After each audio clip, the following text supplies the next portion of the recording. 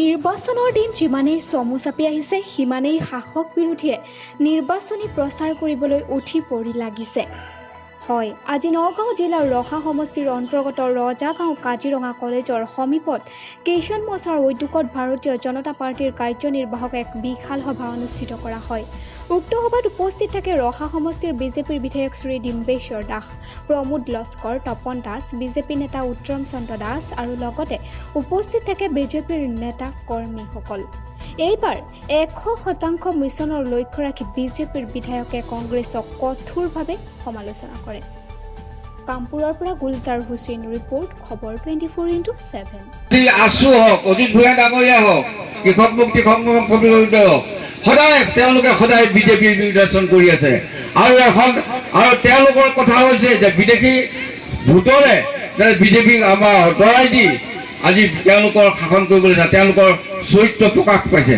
যিজন অজিত ভূঞাই জাতীয়তাবাদীৰ কথা কয়, আজি সম্পাদকে তেওঁ জাতীয়তাবাদীৰ কথা লিখিছিল, সেইজন অজিত ভূঞাই তেওঁ UDFৰ অক্সিজেন লৈ পেলাই MP হৈছে আৰু তেওঁ এটা দল খুলিছে। আজি কিমান দল খুলিছে, জাতীয়তাবাদীৰ চৰিত্ৰবিলাক আজি প্ৰকাশ পাইছে।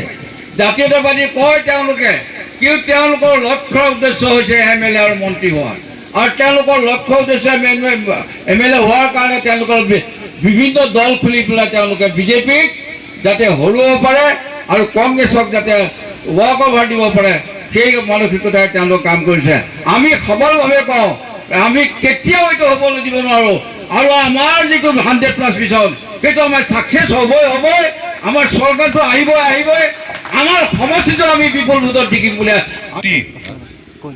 বৰ্তমান ৰাজ্যিক কাৰ্যনিৰ্বাহক সদস্য নেশ্যনেল কাউন্সিল মেম্বাৰ মোৰ শ্ৰদ্ধাৰ ব্ৰজেন কাকতিদেৱ আছে, আনটা মৰ্চা আছে, প্ৰত্যেক মৰ্চাৰ আমাৰ ষ্টেটৰ হ'ল, এতিয়া জিলা কাৰ্যনিৰ্বাহক মঞ্চত উপবিষ্ট আমাৰ যিবিলাক কাৰ্যকৰ্তা আছে সেইসকলৰ মিটিং, ভাৰতীয় হকী ফেডাৰেশ্যনৰ কোষাধ্যক্ষ এই তথা মিটিংখনত আমাৰ বিশেষ আমাৰ স্পৰ্টছ ভাৰতীয় জনতা পাৰ্টি স্পৰ্টছ চেলৰ মই বিধায়ক হিচাপে আহিবলগীয়া কনভেনৰ তপন দাসদেৱ, ইয়াত কৃষকসকলৰ প্ৰতি কি হ'ব কি নহ'ব, কৃষকসকলক কেনেকৈ নগাঁও অৰ্থনৈতিকভাৱে স্বাৱলম্বী জিলা কিষাণ মৰ্চাৰ সকলোবিলাক জিলাৰ প্ৰভাৰী আৰু আমাৰ দলটোক কেনেকৈ শ্ৰী অমিতা বৰাদেৱ আৰু এই প্ৰমুখ্য কৰি কেনেকৈ গাঁৱে গাঁৱে সোমাই মোৰ সন্মুখত কৰি বহি থকা কাম ভাৰতীয় জনতা পাৰ্টি নগাঁও দেই।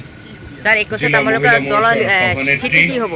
হা 2021 নিৰ্বাচন আমি জিকিম, বহুত ভোটত জিকিম।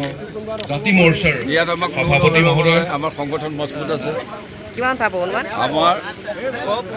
আমাৰ পাম আমি নগাঁও জিলাৰ যুৱ আৰু মৰ্চাৰ ৰহা সমষ্টি স্যাৰ ৰহা সমষ্টি জিকিম, ভালদৰে জিকিম ভোটত দেই, ৰহা সমষ্টি পাব?